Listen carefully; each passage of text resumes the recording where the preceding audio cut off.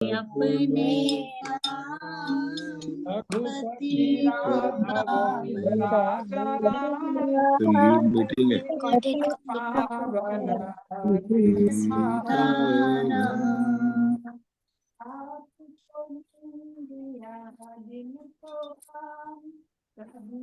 तब भजोगे राम का नाम। रात को निंदिया दिन तो काम, कभी भजोगे प्रभु का नाम। एक बार फिर, ये हमारे लिए एक बार फिर। रात को निंदिया दिन को कभी भजोगे प्रभु का नाम। करते रहिए अपने रात को निंदिया दिन को काम, कभी भजोगे प्रभु का नाम। करते रहिए अपने काम, लेते रहिए प्रभु का नाम। करते रहिए अपना काम, लेते रहिए हरि का नाम। रघुपति राघव राजा राम, पतित पावन सीताराम।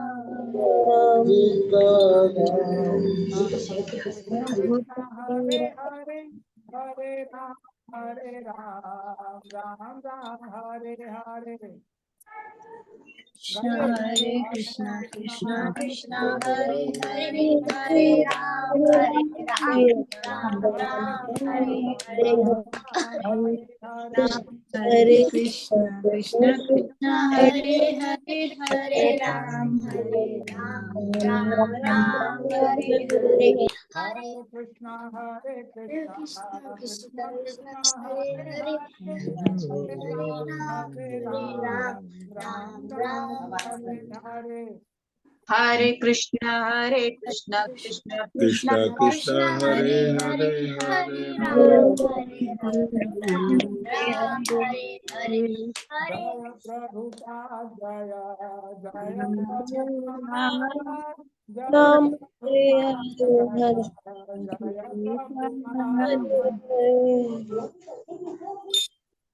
जय गुरुदेव जय जय गुरुदेव जय गुरुदेव जय जय गुरुदेव। जय गुरुदेव जय जय गुरुदेव जय जय जय गुरुदेव। जय गौर हरि बोल हरि बोल हरि बोल हरि बोल। जय गौर हरि बोल हरि बोल हरि बोल जय गौर हरि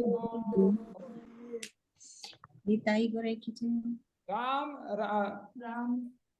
राम लक्ष्मण जानकी जय बोलो हनुमान की जय। सीताराम सरकार की जय। तो चलिए आप सब भक्तों का बहुत बहुत स्वागत और अभिनंदन। आज के इस भगवान राम के चरित्र में जो 3 दिवसीय कार्य जो सत्र जो चल रहा है, उसमें दूसरे दिन में आप सब भक्तों का बहुत बहुत स्वागत और अभिनंदन। तो चलिए हम लोग आगे भगवान के चरित्रों के बारे में पढ़ते हैं और देखते हैं कि आज भगवान के बारे में हमें क्या जानने को मिलेगा। ऐसे तो भगवान अपार हैं, समुद्र हैं, और हमारे पास इतनी ना क्षमता है, ना दक्षता है, ना कुशलता है, ना ही समय है कि भगवान के गुणों के बारे में हम सुन सके, जान सके। लेकिन फिर भी जैसे बोलते हैं ना कि प्रयास किसी भी तरह का हो, चाहे वो एक गिलहरी का ही एक प्रयास क्यों ना हो, छोटी मात्रा में ही क्यों ना हो, लेकिन प्रयास हमेशा चलता रहे, है ना। जैसे इस भजन में बहुत सुंदर लिखा गया है कि रात को निंदिया दिन तो काम, कभी भजोगे प्रभु का नाम। तो ये जो सवाल है, इसका हम लोग जवाब एक दूसरे भजन में कल हम लोग गाएंगे। तो ठीक है, तो 2-3 मिनट पहले हम लोग कल जुड़ेंगे ताकि भजन में थोड़ा समय बिताएं, तो फिर उसके बाद कथा के लिए भी समय बचे। तो मैं आग्रह करूंगा आप सब लोगों से कि कल हम लोग एग्जैक्ट 7 o'clock को हम लोग आ जाएं तो ज्यादा अच्छा रहेगा। तो चलिए, तो कल हम लोगों ने जो भगवान का वीर्य रस देखा था, वीर्य रस कौन सा भगवान का लीला देखा था कल हम लोगों ने? कोई बता सकता है? किसी को याद है थोड़ा सा? वीर्य रस में हमने कौन सी लीला देखी थी कल प्रभु जी, भगवान राम का? भगवान ने ऐसा कौन सी लीला की थी जिसमें जिससे भगवान के वीर्य के बारे में, भगवान के मतलब ऐश्वर्य के बारे में पता चलता है कि भगवान कितने क्षत्रिय, कितने बड़े क्षत्रिय हैं? पूतना का वध किया था प्रभु जी। प्रभु जी, पूतना का वध कृष्ण ने किया था, लेकिन हम लोग राम नहीं, वो ताड़का ने। यस, वेरी गुड, हरि बोल।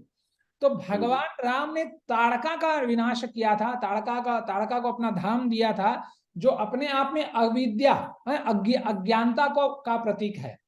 तो अभी यहाँ पर उसी को कंटिन्यूशन में रखते हुए यहाँ पर भगवान एक दूसरा अपना वीर दिखाते हैं, जहां पर एक बार जब वनवास के दौरान लक्ष्मण, राम और माता सीता ऐसे ही बैठे हुए थे, तो एक बार माता सीता, कैजुअली होता है ना जब पति पत्नी एक साथ हो, तब कभी कभी कैजुअल टॉक हो जाती है, और ये बनता भी है, क्योंकि जब पति पत्नी के बीच में कैजुअल टॉक्स होती हैं, तभी जाकर उनका जो दाम्पत्य संपर्क होता है, रिश्ता होता है, वो मजबूत बनता है ना। हम कभी भी अपने बॉस के साथ, जो मान लीजिए कोई लेडी बॉस है, तो लेडी बॉस के साथ बाहर में कोई स्त्री के साथ या बाहर में कोई पुरुष के साथ हम कभी कैजुअल टॉक नहीं करते। द टॉक, जो वार्तालाप होती है, बहुत औपचारिकता होती है कि जितना जरूरत है, जितना काम है, yes no good bye tata bye bye, इस तरह का होता है। तो एक बार जब भगवान राम इस तरह वन में बैठे हुए थे, तो माता सीता ने कहा कि क्या आपका जो ये धनुष है, क्या सिर्फ ये दिखाने के लिए है, दिखावा है? क्योंकि मैंने तो आज तक आपको कभी देखा नहीं अपने धनुष का इस्तेमाल करते हुए। तो भगवान अपने, जैसे भगवान का नाम है, भगवान का चरित्र भी वैसा ही है, तो भगवान बड़े सहनशील, बड़े उदार, ठीक है, पत्नी ने बोला। तो उस समय जो लक्ष्मण जी पीछे खड़े थे, आप लोग जानते हैं कि लक्ष्मण जी हमेशा माता सीता और भगवान राम के सुरक्षा में वो हमेशा तैनात रहते थे। तो लक्ष्मण जी ने कहा कि अरे ऐसा बात मेरे भैया को बोल दिया गया। तो भैया ने कहा, तो लक्ष्मण ने कहा कि भैया मैं कुछ करूं क्या? तो राम ने कहा कि नहीं, तुम इस पचड़े में मत पड़ो, तुम नहीं समझोगे अभी। तब भगवान ने अपने धनुष के तरकस को, मतलब तरकस जो होता है वो जिसमें तीर रखते हैं, तरकस से एक तीर लेते हैं और अपने धनुष पर चढ़ाते हैं। जब धनुष पर चढ़ाते हैं, जैसे ही धनुष के उस धागे को खींचते हैं, तो खींचने के साथ ही इतनी, मतलब धड़धड़ाहट, बिजली कड़कती आसमान से कि इंसान तो क्या, पशु भी भयभीत हो जाते हैं। एक एक पशु पक्षी चिल्लाने लगते हैं, चीखने लगते हैं कि अरे ये क्या हो गया। और मतलब आओ देखा ना ताओ, जैसे हम लोग बोलते हैं ना, फ्रैक्शन ऑफ सेकेंड्स, जस्ट कुछ ही क्षणों में और जहां भगवान को ये पता रहता है, भगवान तो सर्वज्ञ हैं, तो उस वन के एक पोर्शन में, कंदराओं में बहुत सारे राक्षस छुपे हुए रहते हैं। तो और हमेशा इनका काम वही रहता है कि जब भी कोई ऋषि मुनि जब भी कोई यज्ञ करे, तो उनका यज्ञ को विध्वंस करना, मुनियों को मारना, यही उनका काम रहता है। तो भगवान को पता था कि, और भगवान को ऐसे राक्षसों का उद्धार भी करना था। तो भगवान ने जैसे ही फुर्ती से अपने तरकश से बाण को निकाला और अपने धनुष पर चढ़ाया और खींचा, तो तड़तड़ाहट होते हुए पूरी बिजली कड़कड़ाती हुई पूरा मौसम बदल गया। और एक ही क्षण में उन्होंने अपने बाण से पूरे जब उस कंदराओं की ओर बाण को घुमाकर जब भगवान ने मारा, तो एक, मतलब कुछ क्षणों में, बिना फ्रैक्शन ऑफ सेकेंड्स में, वो पूरा का पूरा कंदरा, मतलब जो गुफा था, वो एक ही, मतलब बाण से ब्लास्ट होकर पूरा बर्बाद हो गया। और उसमें संतजन कहते हैं कि एक साथ 14,000 राक्षस एक सेकंड में मर गए। और वो जो सेक्शन था, वो जो गुफा था, जिस जंगल के पास में, वो जंगल का जो पूरा हिस्सा था जल के भस्म हो गया। तो जब माँ सीता मैया देखती है ये भगवान के ये कुशलता को, तो बहुत मुस्कुराती है ना। और फिर जैसे हम लोग, जैसे होता है ना कि जब पत्नी कुछ मांग करती है और पति दे देता है, तो पति फिर कंफर्मेशन करके भी पूछते भी हैं कि अब कहो भाग्यवान, अब तो खुश हो।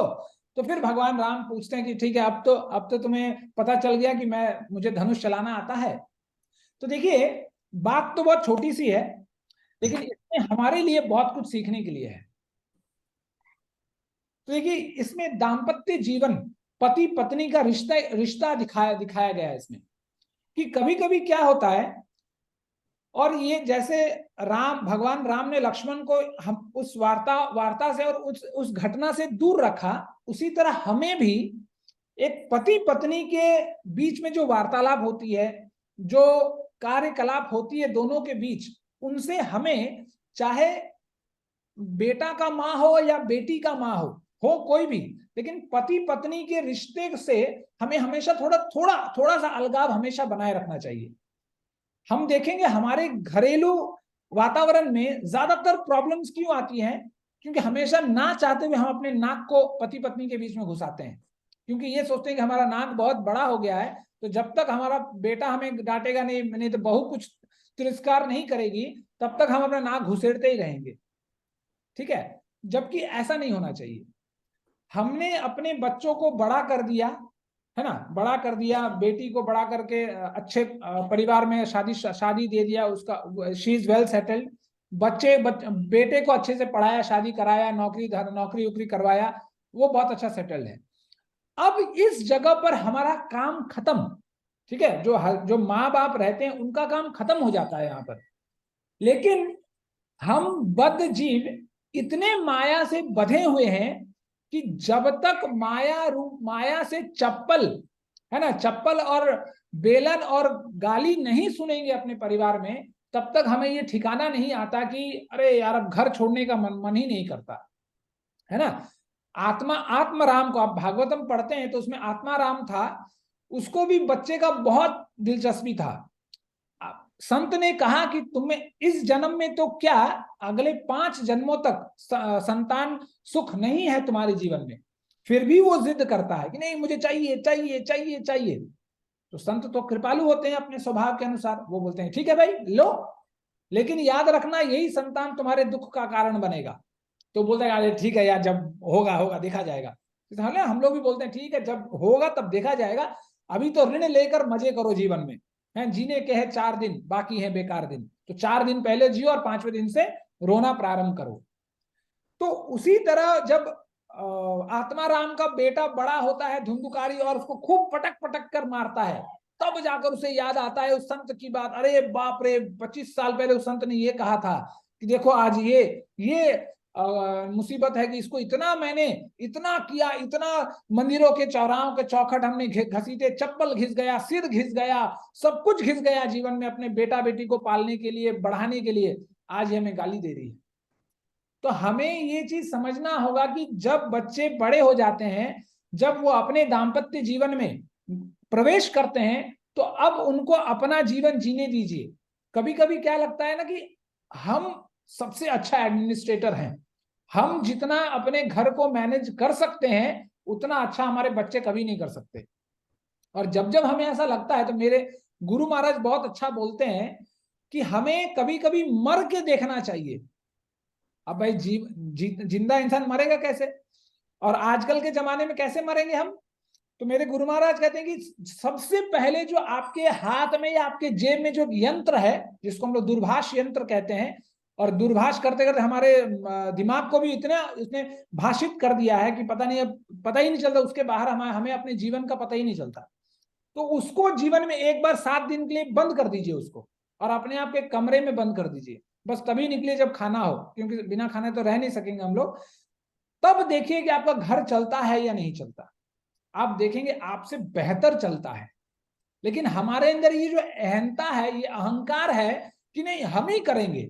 हमें हमेशा सोचना चाहिए कि मान लो हम कल मर जाएंगे तो फिर कैसे चलेगा, है ना, फिर कैसे चलेगा।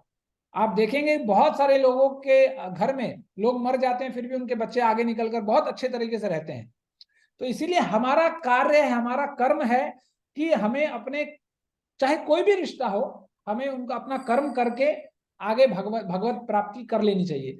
इसलिए मेरे गुरु महाराज बहुत अच्छा बोलते हैं कि ये जो जीव है, ये जो प्राणी है, इतना बद है और इतना ढीठ है, इतना मतलब जिद्दी है कि वो जानता है कि जब तक मुझे डंडा नहीं पड़ेगा, जब तक बुढ़ापा रूपी डंडा मेरे सिर पर नहीं पड़ेगा, तब तक हम भजन नहीं करेंगे। और मेरे गुरु महाराज कहते हैं कि इसीलिए भगवान ने बुढ़ापा बनाया है कि जब तक कान के बाल सफेद नहीं हो जाएंगे तब तक हम भजन नहीं करेंगे। आप देखेंगे रामायण में भी जब तक राजा दशरथ के कान के बाल सफेद नहीं हो जाते तब तक उन्हें ये आत्म साक्षात्कार नहीं होता कि नहीं अब मेरे बच्चे बड़े हो गए हैं, अब बच्चों को युवराज पद देकर हमें पतली गली से निकलते बनना चाहिए। तो जैसे ही अंत तक राजा दशरथ फंसे रहे, हमें उतना नहीं फंसना है। बच्चों को हमने पढ़ा लिखा कर सब कुछ व्यवस्थित कर दिया, आगे निकलते बने, लेकिन हम लोग फंस जाते हैं। तो इसीलिए यदि गृहस्थ जीवन हमें सुखी बनाना है तो हमें हर रिश्तों में अपने नाक को, जब तक जरूरत नहीं है, जब तक पूछा ना जाए, हमें अपने टांग को और अपने नाक को नहीं घुसेड़ना चाहिए उसमें, ताकि दूसरे का दाम्पत्य जीवन, अपना पारिवारिक जीवन भी खुशहाली रहे, संवरा रहे। तो कहते हैं कि कभी कभी कि जब हम, जैसे एक उदाहरण दिया जाता है कि हम कैसे जानेंगे कि हम गृहस्थ जीवन में सफल हैं, सुखदायी हैं, संवरे हुए हैं। तो एक उदाहरण देते हैं कि एक बार एक पत्नी अपने रसोई में रोटी बेल रही थी सुबह सुबह अपने बच्चों के लिए, क्योंकि बच्चों को स्कूल जाना था। तो पति बिस्तर पर बैठा बैठा चीख रहा है कि यदि 6 बजे तक गर्म पानी बाथरूम में नहीं आया, तो पत्नी ने एक बार सुन लिया, ठीक है नहीं आया, उसके आगे पीछे कुछ बोला नहीं। फिर पति, वो जैसा होता है ना कि अलार्म चलता है ना, हम लोग अलार्म में क्या करते हैं, अलार्म जैसे ही चलता है हम उठते हैं, स्नूज करके सो जाते हैं। तो उसी तरह हर 2 मिनट में पति आता है और पति वही बेडरूम से ही चिल्लाता है कि अगर 6 बजे तक गर्म पानी नहीं बाथरूम में बना तो अब देख लेना। 2-3 बार ऐसा होता है। तो पत्नी क्या करती है, बेलन लेकर आती है और पूछती है अच्छा 6 बजे तक गर्म पानी नहीं आएगा तो क्या देखेंगे। तो पत्नी कहती कि नहीं, पति कहता है कि नहीं ज्यादा कुछ नहीं देखना है, फिर मैं, तुम देखोगी कि मैं ठंडे पानी से नहा लूंगा। तो जब आपका हाल ऐसा हो जाए तो आप समझ लीजिए कि आप परफेक्ट हो गए हैं गृहस्थ जीवन में। क्योंकि गृहस्थ जीवन का जो ABC है, यदि हम ABC को जान जाएंगे तो हमारा गृहस्थ संवर जाएगा। अब गृहस्थ जीवन का ABC क्या है? A फॉर है एडजस्ट। हर जीवन में, हर परिस्थिति में, अपने पारिवारिक जीवन में, चाहे वो पति हो या पत्नी हो, हमें एडजस्ट होना सीखना चाहिए, है ना। इसीलिए हम सीता मैया के चरित्र से हम ये देखते हैं कि जो इंसान पलंग से नीचे, रामायण में ये वर्णन है कि जब सीता मैया का पालन कैसे हुआ कि वो पलंग से नीचे पैर मुश्किल से कभी रखती थी, वो क्या कर रही है, कांटेदार रास्तों पर चल रही है, अपने पति के साथ एडजस्ट कर रही है। फिर है बी फ्लेक्सिबल। बी से, A for adjust, B for be flexible, कि हर परिस्थिति में, चाहे ठंड में गर्म पानी मिले या ठंड पानी मिले, जो जब मिले, जाहे विधि राखे राम ताहे विधि रहिए, वो करते हुए हमें फ्लेक्सिबल होते हुए आगे बढ़ना चाहिए। और सी, दाम्पत्य जीवन का सी क्या है? कॉम्प्रोमाइज। यदि हम दाम्पत्य जीवन में कॉम्प्रोमाइज नहीं करेंगे तो हम दाम्पत्य जीवन हमारा खट्टा हो जाएगा। यदि दाम्पत्य जीवन को मीठा रखना है तो हर क्षण, हर समय कॉम्प्रोमाइज करना ही होगा, है ना। जब आप फ्लाइट में जाएंगे अपनी पत्नी के साथ तो देखेंगे पत्नी को ही विंडो सीट देना पड़ेगा आपको, नहीं तो पत्नी बिना बादल के देखे तो वो रहेगी नहीं, तो आपको देना ही पड़ेगा। तो आप आराम से जय श्री राम बोलिए, कॉम्प्रोमाइज कीजिए और बगल वाला आइल सीट में बैठकर आंख बंद करके भगवान का नाम जप कीजिए, तब तक आपकी पत्नी क्या बोलते हैं, आसमान को घूरेगी। तो यदि आप ऐसा नहीं करेंगे तो क्या होगा, कलह उत्पन्न हो जाएगा। तो आपको जानना होगा कि कहाँ आपको एडजस्ट करना है, कहाँ फ्लेक्सिबल होना है और कहाँ कॉम्प्रोमाइज करना है। और आप यदि ये जो है ना 3 अक्षर पाठ आप पढ़ लेंगे तो हमारा गृहस्थ जीवन, हमारा दाम्पत्य जीवन संवर जाएगा। ठीक है, तो ये जो भगवान की लीला है, इससे हमें ये सीखने को मिलती है। ठीक है, तो चलिए और आगे चलकर भगवान के ऐश्वर्य की लीला और देखते हैं। तो ये जो चित्र आप देख रहे हैं, ये कबंध शोक बंधन का चित्र है। कबंध जो होता है एक बहुत बड़ा राक्षस होता है। अब राक्षस कौन होता है? ये कबंध जो है एक बहुत बड़े गंधर्व का, मतलब गंधर्व लोक के जो राजा होते हैं उनका पुत्र होता है। लेकिन इसका मन देखिए, गंधर्व लोग जो है, जो म्यूजिशियंस होते हैं ना, आज कलयुग में जो म्यूजिशियंस है, जो सिंगर्स हैं, ये उसी लोग से आए हुए हैं। जो अच्छे अच्छे सिंगर हैं ये उसी लोग से आए हैं, गंधर्व लोग। गंधर्व लोगों का काम क्या है? कीर्तन भजन करना, भजन गाना गाना, स्वर्ग में जाकर इंद्र को एंटरटेनमेंट करना, है ना। जब भी ये जो क्या बोलते हैं इसको, डीजे डीजे जो डीजे वाला जो कॉन्सेप्ट है, ये गंधर्व लोग से ही आया है। तो ये जो कबंध था, गंधर्व लोग के राजा का बेटा था। और बहुत जैसे बोलते हैं ना, कभी कभी बड़े लोगों के बेटे बिगड़ जाते हैं, तो ये भी थोड़ा बिगड़ गया था। लेकिन पूर्व जन्मों के कर्मों के कारण इसमें एक बुद्धि थी कि इसको लगता था कि हम जीवन में हर चीज तपस्या से प्राप्त कर सकते हैं। तो ये हर सुबह शाम खाली वन में जाकर तपस्या करता था, और इसको कोई काम ही नहीं है, सुबह शाम तपस्या, सुबह शाम तपस्या। ऐसा करते करते करते ब्रह्मा जी इसको बहुत प्रसन्न, ब्रह्मा जी की तपस्या करता था, क्योंकि इसे पता है ब्रह्मा जी जल्दी पट जाते हैं। तो ब्रह्मा जी आते हैं और फिर इसको आशीर्वाद देते हैं कि जाओ तुम चिरंजीवी हो जाओ, मतलब कि लॉन्गेटिविटी, तुम बहुत सालों तक और बहुत शक्तिशाली, ये दो वर देते हैं इसको कि तुम बहुत दिनों तक जियो और बहुत शक्तिशाली हो जाओ। तो जब हम लोग देखते हैं अपने प्रैक्टिकल वास्तविक जीवन में कि जब हमारे घर पे, सॉरी, हमारे जीवन में हमें कुछ पद मिल जाता है या घर परिवार या कुछ अच्छा मिल जाता है, तो हमारे अंदर क्या होता है? अहंकार की उत्पत्ति होती है। जैसे गोस्वामी जी कहते हैं, नहीं को अस जन्मा जग माही, प्रभु पाई जाहि मद नाही। तो ऐसा था कबंध। तो कबंध को जब पता चला कि अरे मैं चिरंजीवी हो गया, बहुत बॉडी बिल्डर, WWF से लड़ने जा सकते हैं हम, ऐसा उसको जब लगा, तो एक दिन इंद्र से वो भिड़ पड़ा। और जब इंद्र से वो भिड़ा, तो इंद्र ने इसको इतना मारा, इतना मारा, इतना मारा, अपने व्रज, इंद्र का जो वज्र है वो इतना कठोर है कि इसको मारते मारते इसको हरा पीला कर दिया इसको। तो करने के बाद अंत में, आप जैसे आप लोगों ने देखा होगा, अभी तो नहीं चलता है, लेकिन आप लोगों ने देखा होगा, एक बहुत दिन पहले एक बाउंसिंग बॉल करके मिलता था, जिसको आप पटकेंगे तो बहुत दूर तक उछलता था।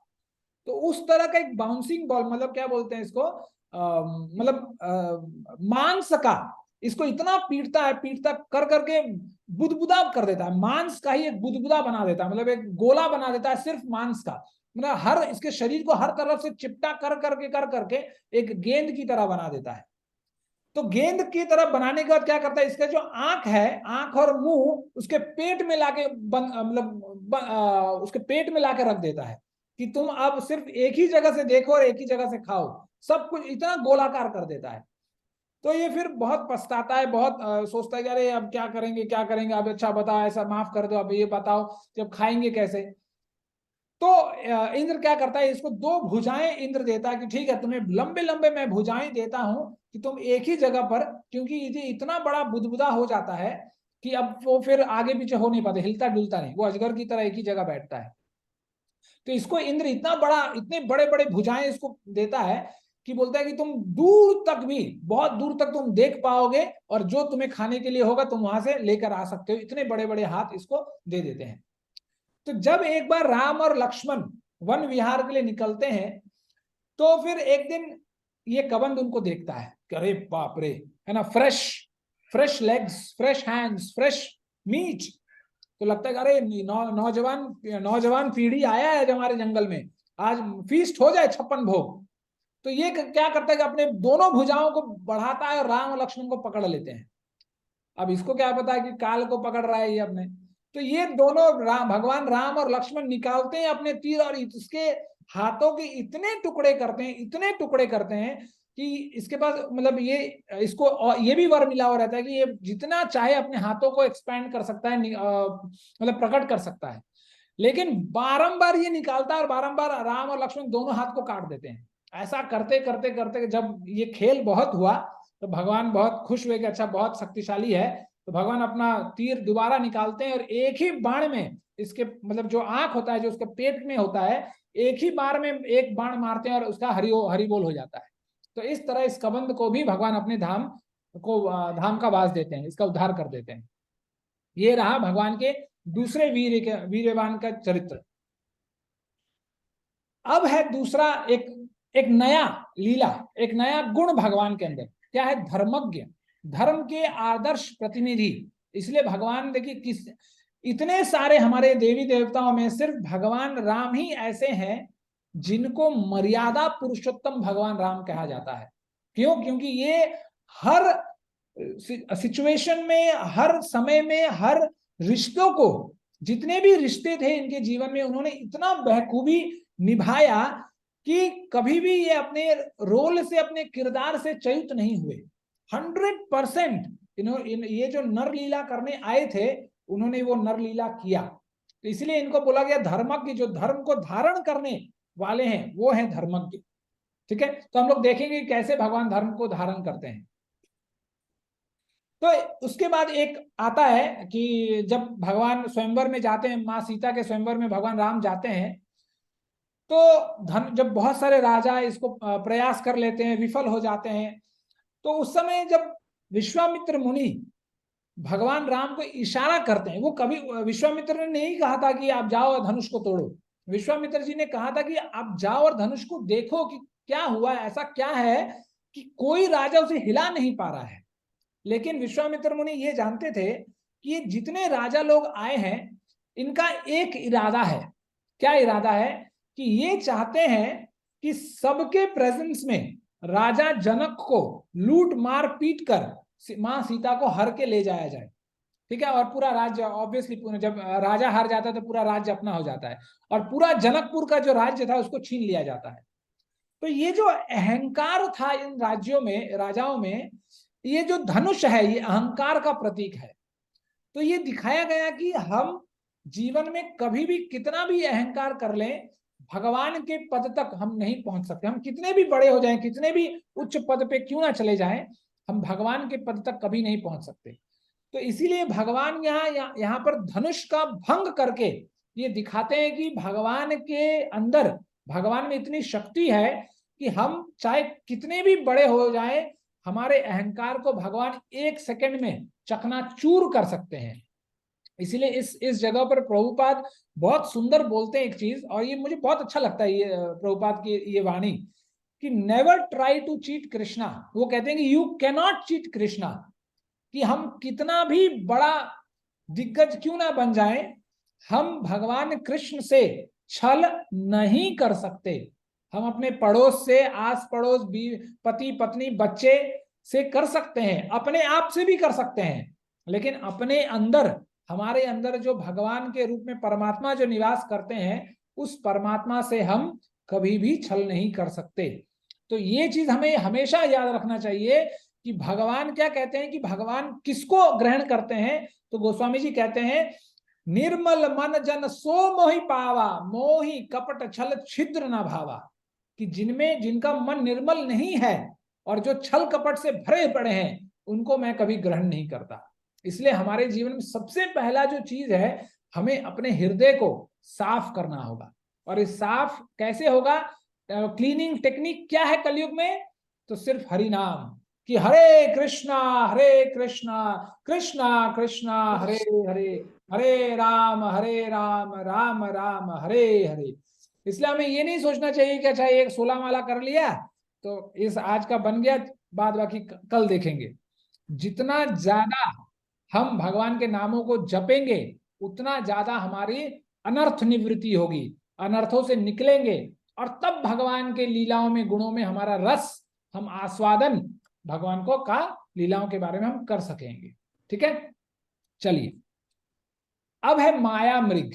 तो ये भगवान के एक ऐश्वर्य वाला लीला है कि माया मृग क्या है।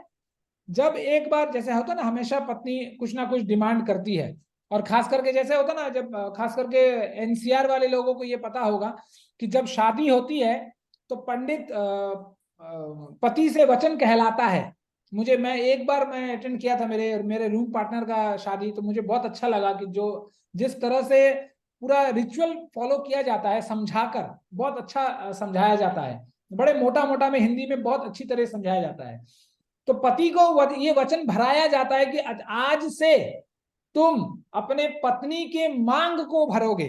तो पति उस समय, अब पहली बार शादी होती है ना, तो पति सोचता है अच्छा अब सिंदूर लेके पत्नी के मांग को भरना है।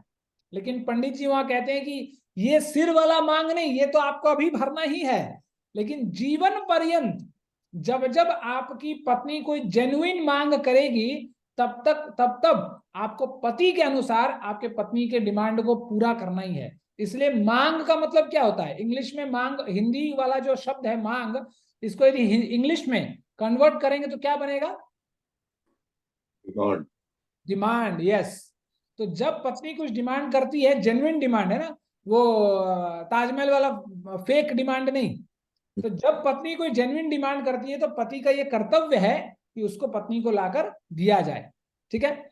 और मेरे गुरु महाराज कहते हैं कि अच्छा पति वही है जो पत्नी को हर समय उसकी जो जितनी भी जरूरतें हैं पूर्ण रूप से उसको प्राप्त करवाए, वही पति अच्छा है।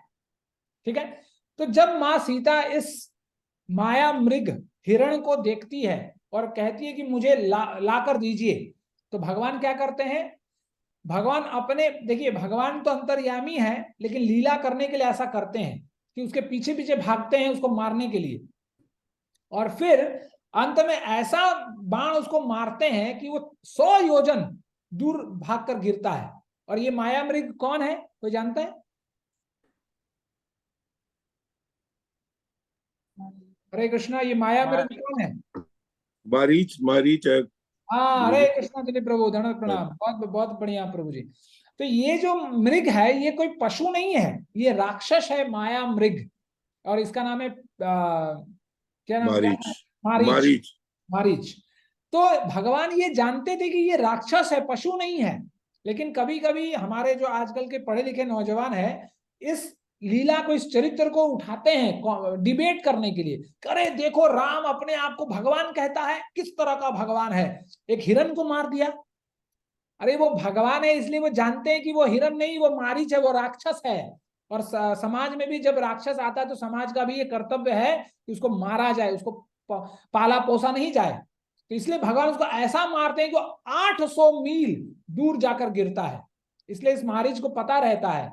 जब रावण, जब आगे हम लोग देखेंगे युद्ध कांड में, जब रावण मारीच के पास आता है प्रपोजल लेके कि भाई तुम मेरा काम कर दो, तो उसको वो बोलता है पहले कि अरे भाई एक बार मैं गया था, राम ने अपने एक ही बाण से मुझे ऐसा मारा कि मैं 100 योजन दूर गिर पड़ा। तो ये चीज उसको याद रहता है। तो ये भगवान के वीर्य को दर्शाता है। इसलिए हमें कभी भी ये नहीं सोचना चाहिए कि भगवान पशु हत्या के, मतलब पशु हत्या करते थे, क्योंकि अभी देखिए, इसीलिए जो जो तत्व है, हम लोग किसी भी लीला के तत्व को नहीं जानते, बस ऊपर ऊपर से लीला को देख लेते हैं और फिर क्या करते हैं, अपने शास्त्रों को छोड़कर समाज में जो गधों की तरह जो गधे घूम रहे हैं, है ना, वो जब कोई हरा नीला पीला काला हिरण को कोई मार देता है और सुबह शाम जेल में आना जाना रहता है, ऐसे लोगों को हम अपने जीवन में हीरो बना लेते हैं। अरे भाई क्या बात है, हीरो बना लेते हैं। लेकिन इन फेक हीरोज को छोड़कर जो रियलिटी है, जो रियल में भगवान राम हमारे हमारे जीवन में, हमारे ब्रह्मांड के जो असली हीरो हैं, उनको पकड़ना भूल जाते हैं। क्यों? अरे ये मिथोलॉजी है भाई, ये सब बेकार है, ये कौन समय, ये सब तो काल्पनिक है। मतलब जो काला हिरण मारने वाला है वही गोरा इंसान प्रैक्टिकल है। पता नहीं 50 साल बाद वो रहेगा कि नहीं रहेगा, पता नहीं। लेकिन भगवान राम मिथोलॉजी है, वही इंसान। और ऐसे बहुत सारे, मतलब मेरी मेरे मेरे खुद के कानों से सुना हुआ बात है कि एक बार एक लड़की बोल रही है कि अरे देखो मार दिया तो मार दिया, क्या हो गया, हमें जब जब पुलिस बुलाती है हमेशा चला जाता है। अरे भाई साहब क्या फैन फॉलोइंग है, देखिए कि जब जब पुलिस बुलाती है थाना में, मतलब अपना अटेंडेंस लगाने के लिए, तब तक चला जाता है। तो कितनी वाहवाही है। वो तो जाएगा ही, गुनहगार है, मर्डरर है, तो वो तो जाएगा ही पुलिस बुलाने से, नहीं तो पुलिस कल अरेस्ट वारंट लेके घर चली जाएगी। लेकिन हम अपने असली हीरो को छोड़कर, अपने शास्त्रों को छोड़कर हम चले हैं माया बाजार की तरफ। और सुबह शाम मुन्नी बदनाम हुई के पीछे ही भागते रहते हैं। मुन्नी मुन्नी के पीछे भागेंगे तो आज नहीं तो कल हमें बदनाम ही होना है। ठीक है। इसलिए हमें भगवान के चरित्रों को समझना है कि भगवान के चरित्रों से भगवान क्या करना चाहते हैं। इसलिए हमें दाम्पत्य जीवन, ये हमें यदि अपना दाम्पत्य जीवन सुधारना है तो रामायण को हमें पी डालना होगा। और यदि रामायण को आप निरपेक्ष भाव में आप पढ़ेंगे, उसका अध्ययन करेंगे किसी गुरु के निर्देशानुसार, तो आप देखेंगे आपका पूरा का पूरा दाम्पत्य जीवन संवर जाएगा। आप किसी भी समय, किसी भी देश के किसी भी कोने में हो, आपके लिए ये जो रामायण है 100% उपयोगी है हमारे लिए। और खास करके जब हम लोग गृहस्थ हैं, और ब्रह्मचारी तो ब्रह्मचारी, उनका अलग सिलेबस है, लेकिन हम जैसे इस सभा में गृहस्थ लोग बैठे हैं, तो हम लोगों के लिए ये रामायण बहुत फायदेमंद है। ये मतलब एक कह सकते हैं कि संजीवनी है हमारे लिए। इसलिए इसका पठन पाठन रटन बहुत जरूरी है, और इसका अध्ययन भी कि किस लीला से भगवान क्या करवाना चाहते हैं, क्या संदेश देना चाहते हैं, इसको समझना बहुत जरूरी है। ठीक है, चलिए आगे चलते हैं। अब एक लीला होती है धैर्य और दंड।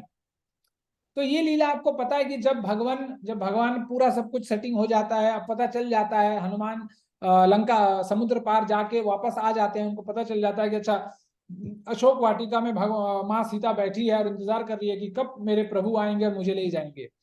तो जब इसकी तैयारी होने चलती है, तो समुद्र को लांघना है, और समुद्र को लांघना बहुत मुश्किल है।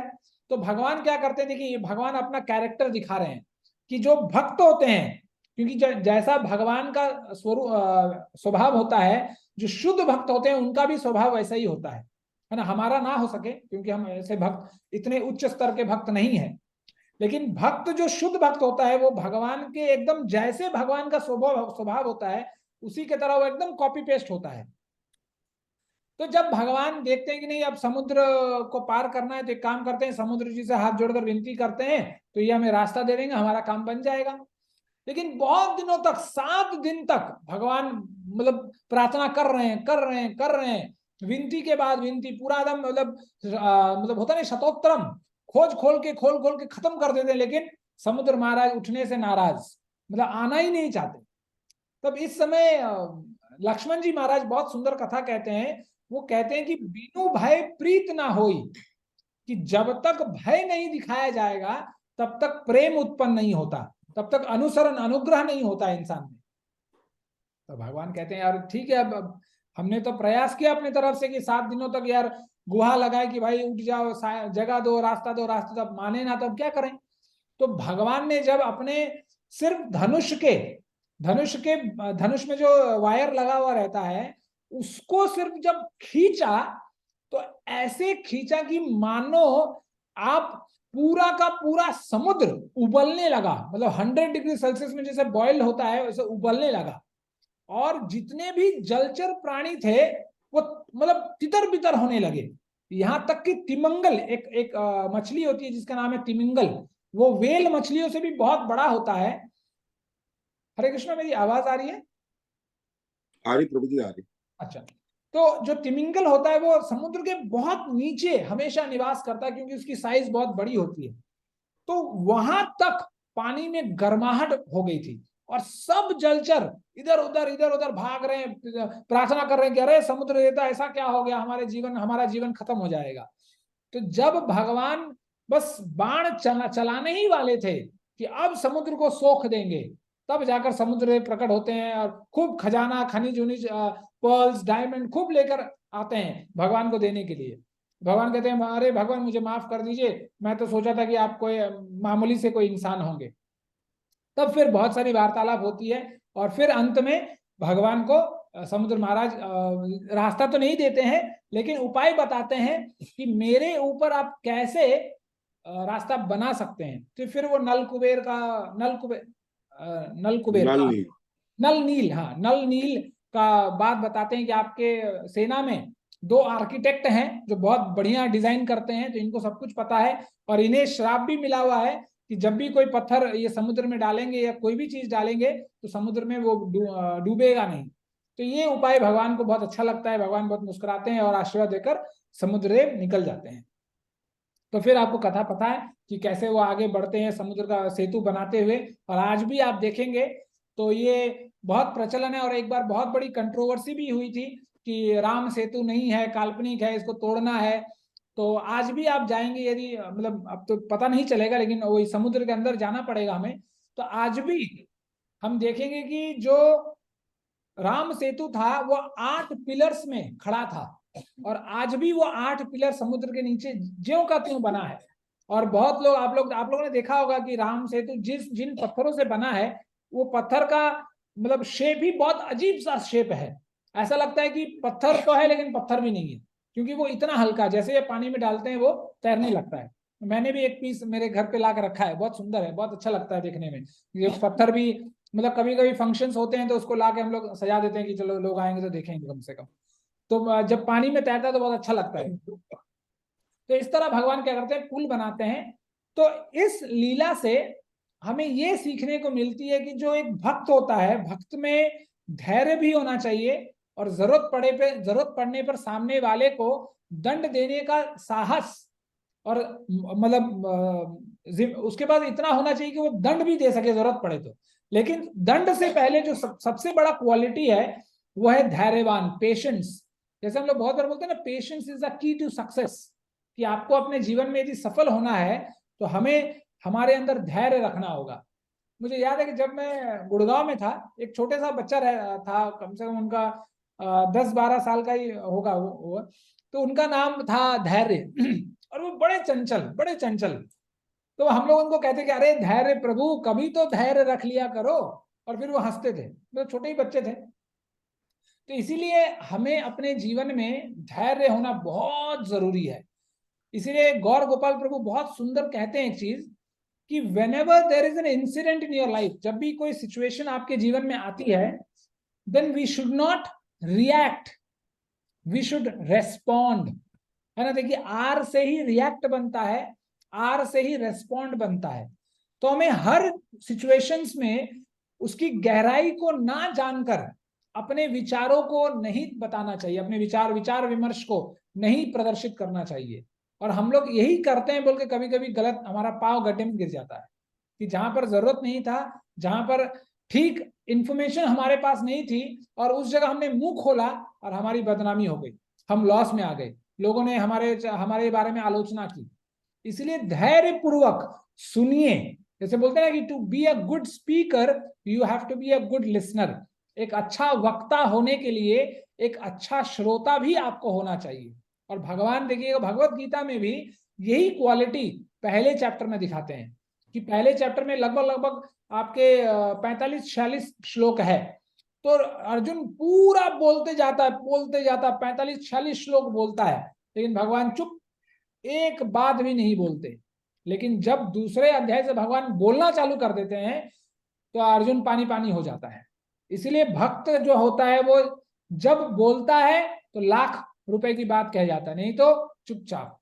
इसलिए हमें अपने जीवन में धैर्य, जो बहुत कॉमन है हमारे ये सिर्फ पारिवारिक जीवन के लिए नहीं भी, ब्रह्मचर्य के लिए भी है, हर आश्रम के लिए है, कि जब तक हमारे जीवन में धैर्य नहीं होगा, देखिए हमारा जीवन हमेशा चंचल, हमेशा कुंठित रहेगा।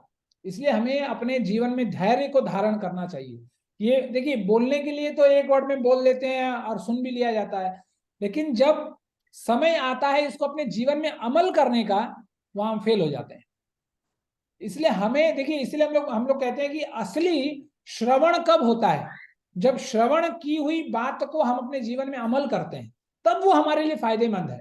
नहीं तो भगवान ने 2 कान दिए, एक कान से अंदर डालो, एक कान से निकालो, तुम अपने घर, मैं अपने घर, जय श्री राम, खत्म हो गया बात। इसलिए इन क्वालिटी को, इन लक्षणों को हमें अपने जीवन में अमल करना है।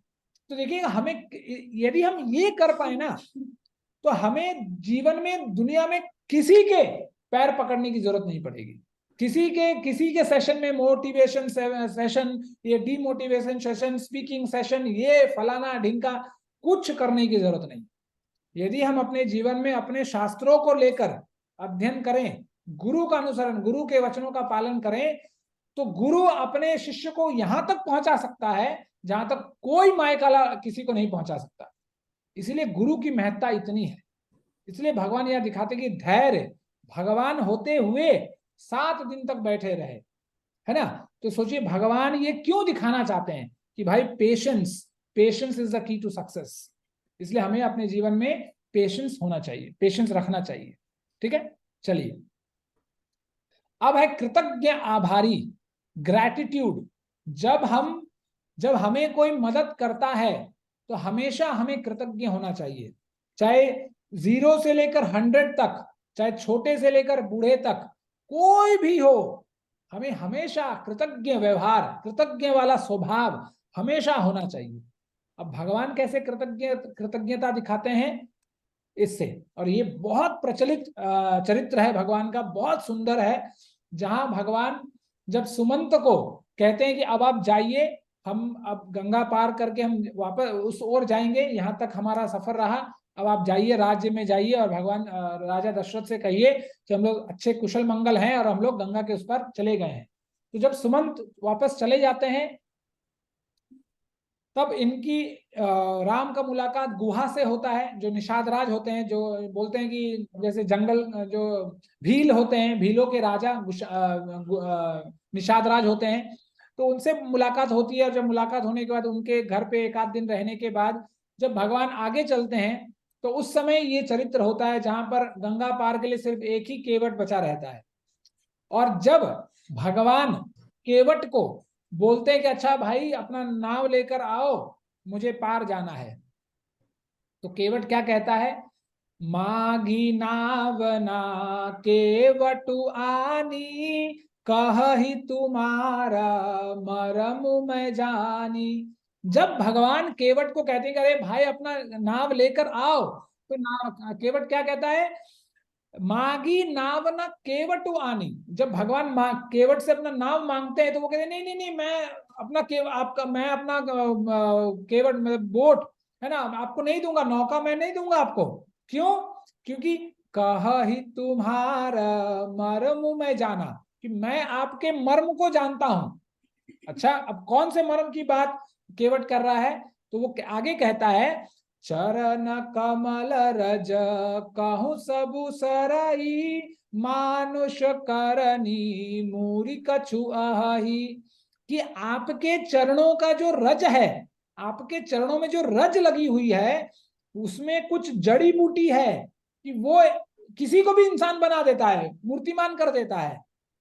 और फिर वो मतलब सबूत देते हैं कि कैसे, तो वो कहते हैं कि छुअत शिला भई नारी सुहाई, पाहन तेना काठ कठिनाई। तो वो कहते हैं कि आपने, मैंने सुना है कि आपने अपने चरणों से एक शिला को छुआ, और शिला को छूते ही वो नारी बन गई। तो फिर वो कहते हैं कि पाहन तेना काठ कठिनाई ना, पाहन का मतलब होता है पत्थर। तो वो कहते हैं कि पत्थर से तो कम से कम मेरा जो काठ की जो नाव है वो तो ज्यादा कठिन नहीं है, कठोर नहीं है। तो जब पत्थर नारी बन सकती है, तो ये जो नौका ये तो अपने आप बन जाएगा। तो इससे क्या होगा, मेरा जो जीवन है वो बिखर जाएगा। क्यों? क्योंकि ये नाव जो है जो मेरे पास एकमात्र है, वो नाव नारी बन जाएगी और कहीं चली जाएगी, और मैं, मेरे परिवार का भरण पोषण कैसे होगा? क्योंकि इसी नाव से मैं जो कमाता हूं अपने परिवार का पालन करता हूं, है ना, भरण पोषण करते हैं, जो भी पैसा इससे मिलता है। तो ऐसा बहुत बार होता है। और फिर अंत में जो केवट रहता है वो पूरा डिक्लेयर कर देता है कि भगवान देखिए, यदि आपको गंगा पार जाना है, तो भाई सबसे पहले मुझे आपके चरणों को धोएंगे, धो के जो चरणामृत निकलेगा उसको खुद पिएंगे, मेरे परिवार को भी पिलाएंगे। फिर जब यदि कुछ नहीं होगा और हमें कॉन्फिडेंशियल 100% हमें ये विश्वास हो जाएगा कि आप कुछ होने वाला नहीं है मेरे नाव को, तब जाकर चढ़ाएंगे।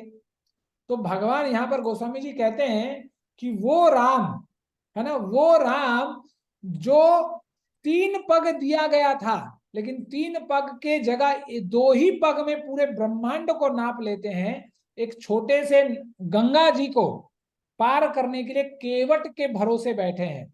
अब ऐसी लीला, कहते हैं कि ये भगवान की लीला नहीं तो और क्या है, कि वो बैठे इंतजार कर रहे हैं केवट को कि वो भगवान को पार लगाए।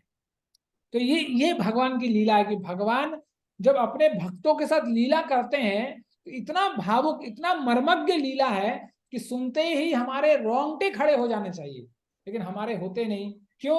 क्योंकि हम इतने मायाबद्ध हैं, इतने इंद्र तृप्ति में घुसे पड़े रहते हैं कि भगवान के लीलाओं का आस्वादन हम कर नहीं पाते।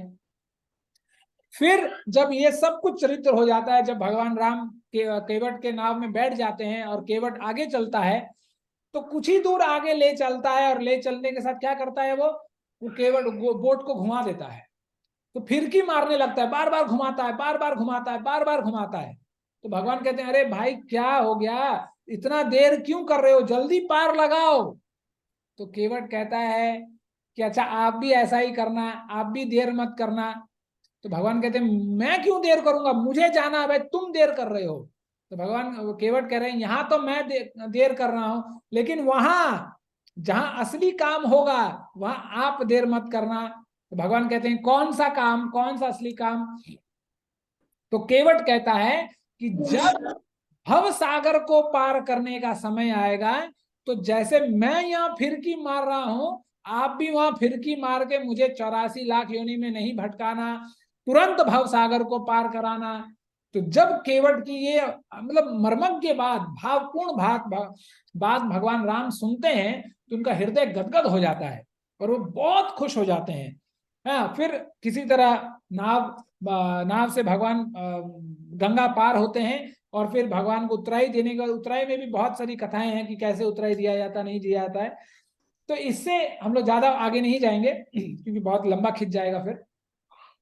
तो इस छोटे से चरित्र से हमें ये पता चलता है कि भगवान कैसे एक छोटे जो जो बोलते हैं नीच जाति का, केवट क्या एक नीच जाति का था, उसको भी भगवान सम्मान देते हैं।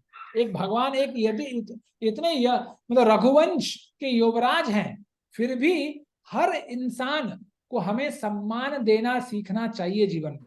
हमें कभी भी किसी को ये बड़ा है, उसका ये छोटा है, हमसे कम कमाता है, ये काला है, ये भूरा है, ये नीला है, ऐसे किसी भी प्रकार से, किसी भी स्तर से हमें कभी भी किसी को भी तिरस्कार नहीं करना चाहिए। ये चरित्र, ये गुण भगवान हमें इससे सिखाते हैं। और आगे चल के भी हम देखेंगे भगवान, ये जो हम जो निषाद राज की बात कह रहे थे, तो निषाद राज को भी भगवान अपने गले से लगाते हैं, जबकि वो बहुत एक भील, बहुत कुलीन जाति का था, फिर भी भगवान हमें सिखाने के लिए कि कोई बड़ा छोटा अपने जात से नहीं, इंसान बड़ा छोटा होता है अपने कर्म से। जब हम जैसा कर्म करते हैं उसके अनुसार ही हमें अपनी जीवन जीना चाहिए, हमें जीवन में। उसी तरह भगवान यहाँ अपने सहनशीलता और भगवान अपने उदारता का चरित्र प्रस्तुत करते हैं। तो उसी तरह हमें भी अपने हृदय से सहनशील, जैसे मतलब टॉलरेंस, हमें जीवन में सहनशील होना सीखना चाहिए। कि जब तक हम सहनशील नहीं होंगे, और जैसे गौर गोपाल प्रभु कहते हैं कि हर जगह हम रिएक्ट करेंगे, तो हमारा जीवन बिखर जाएगा, हमें हमेशा दुख का सामना करना पड़ेगा। इसलिए हमें हर समय ये जान लेना होगा कि हमें सहनशीलता हमारे चरित्र का एक बहुत बड़ा अंग है। और यदि हम जीवन में टॉलरेट करना सीख जाएं, तो देखिएगा हम बुरे बुरे सिचुएशन से भी, बुरे बुरे समय से भी हम अच्छे तरीके से हम उबर सकते हैं। लेकिन क्या होता है कि हम लोग भिड़ने का काम करते हैं, भिड़ जाते हैं ना जानकर, और हमारे जीवन में वहां गंडगोल हो जाता है, गड़बड़ी हो जाती है। ठीक है, तो ये रहा आज का यहाँ आखिरी श्लोक। तो मैं चाहता हूं आप सब लोग इसको मेरे बाद दोहराएं और फिर हम देखेंगे इसका अर्थ क्या है। ठीक है, आप सब लोग तैयार हैं? चलिए प्रारंभ करते हैं। पुरुषो रामचरितम, पुरुषो रामचरितम् श्रवणे उपधार्यनः, आन्वी संशय परो राजन्, कर्म बंधे विमुच्यते। तो दिलीप प्रभु इसका अनुवाद पढ़ना चाहेंगे? जी प्रभु। हे राजा परीक्षित, जो भी व्यक्ति भगवान रामचंद्र के गुणों से संबंधित कथाओं को कानों से सुनता है, वह अंत तगो तत्व ईर्ष्या के रोग से मुक्त हो जाएगा और फलस्वरूप कर्म बंधन से छूट जाएगा। हरे कृष्ण प्रभु। हरे कृष्ण। देखिए सुखदेव महाराज परीक्षित महाराज को क्या कहते हैं कि हे राजा परीक्षित, ये भागवतम से लिया गया है। तो वो कहते हैं कि जो भी व्यक्ति भगवान राम चंद्र के गुणों से संबंधित कथाओं को कानों से सुनता है, वो अंतोत गत्वा ईर्ष्या के रोग से मुक्त हो जाएगा, मतलब ईर्ष्या नहीं होगी हमें जीवन में, और उसके फलस्वरूप क्या होगा, अपने कर्म बंधन से छूट जाएंगे।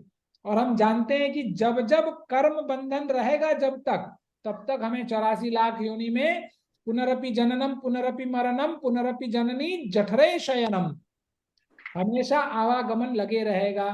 तो भगवान के लीलाओं का ये जादू है, ये चमत्कार है कि जितना हम भगवान के लीलाओं का हम गुणगान करेंगे, श्रवण करेंगे, ये लीलाएं हमारे जीवन से धीरे धीरे धीरे करके हमें सारे कर्म बंधनों से ये हमें मुक्त करेगी। ठीक है, और यही हमारे जीवन का सबसे बड़ा लक्ष्य होना चाहिए जीवन में, कि हम इस कर्म बंधन से, इस 84 लाख योनि से निकले और अपने गंतव्य, जहां हमारा जो असली स्वरूप है, उस स्वरूप को धारण करके जो हमारा असली घर है, जो हमारा असली गंतव्य स्थान है, जो हमारा असली लक्ष्य है, उस तक पहुंचा जाए। और बाद बाकी आने जाते राम चीजों को जय श्री राम करते रहिए। ठीक है, तो इसी के साथ आज हम इस सत्र को यहाँ विराम देते हैं। यदि किसी प्रभु जी या माता जी का कोई प्रश्न है तो ले सकते हैं हम लोग एक आध।